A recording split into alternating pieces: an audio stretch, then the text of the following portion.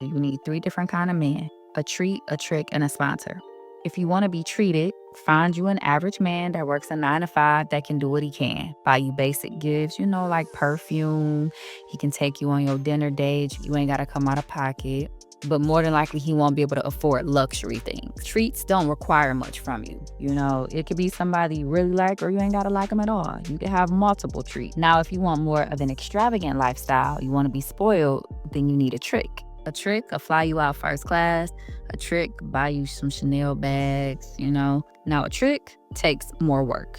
You got to look good. You got to have good conversation skills. You got to have the right mentality. You got to know how to seduce. You got to know how to talk to a trick. Tricks have big egos. Sometimes they can be a little aggressive, because tricks got money. They more experienced. They are usually very busy men who would rather spend money than time. If you need real assistance, like you want your rent paid up for a whole year, or you need $20,000 for a business idea that you have, then you need a sponsor. Sponsors are usually older men, or like men who just make a bunch of money. Sponsors, they just got that I don't give a fuck money. They want a fantasy woman.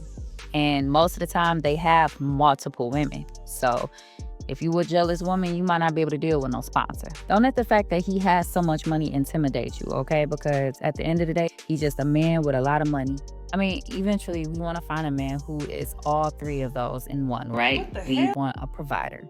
But I'm sorry. She said eventually we want to find a man that has all 3 of those. So you mean to tell me you're going to spend all your years going around being a hoe, acting like a prostitute, and then at some point a man that's all of these things, a man that has the finances and the wealth of a sponsor, but then has the ingenuity and the passion of a trick, but then has the stability and the love of a treat, is still supposed to just come take you up? This is the kind of stuff that's nonsense. In the earlier video, I said this sprinkle mentality is broke girl language. This is the kind of things that broke women say. Lower class, working class women who don't have money or who are financially struggling say, as a way to try to get ahead. Here's the thing. I'm not saying that a woman who's financially struggling is a horrible person, right? Because I understand it's a different economy. It's a lot of challenges going on. People are going through things, so that's whatever. But this is some dusty as hell behavior, in my opinion. If you're looking at men like ATM, if you're looking at men like they're just walking wallets, and then just think at some point you're just going to hit this magical age,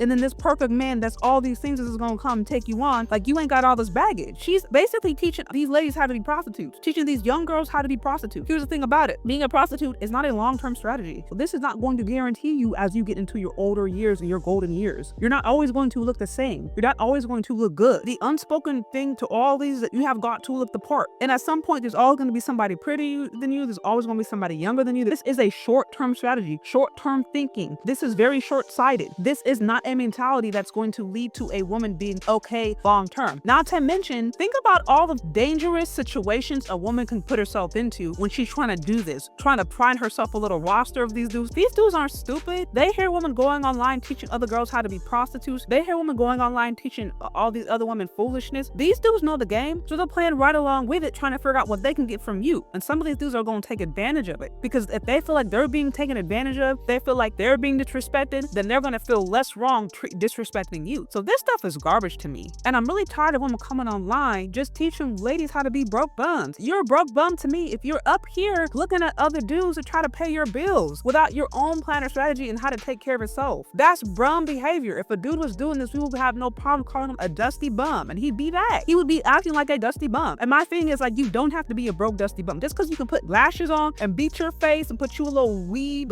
edges doesn't change the fact that this is dusty bum behavior, in my opinion. Because a dude sitting up here talking about other women paying for him would also be called a dusty. He will be called dusty from here till tomorrow. We will be clowning him, shaming him, but all of a sudden women are able to do it because they can wear some lashes and put on some makeup and wear a weave. I'm sorry, it's disgusting to me, because this kind of stuff, it doesn't lead anywhere. We're over here thinking that we've cracked the code on how women can live successful and have these luxurious, lavish lifestyles without committing to nobody, and the numbers aren't numbering. The math isn't mathing, because at the end of the day, Black and Latina women who do not marry are the poorest. They have the most debt. They're the most at risk for poverty. The economy is getting harder and harder. And if you think you're just going to sleep your way into the top, into a hypergamous lifestyle, you have another one coming. You are being lied to. This is not going to work for you. It may seem as if it worked in the short term. It is not a long-term winning strategy. You will run yourself out. You will get too many miles in your body. You will end up being depressed. You will end up being sad because all them spirits and all that sperm in you messing up your hormones, messing up your internal female balance. You're going to be confused and have all these little emotional challenges. And then at some point, you're going to be broke. You're not going to have money.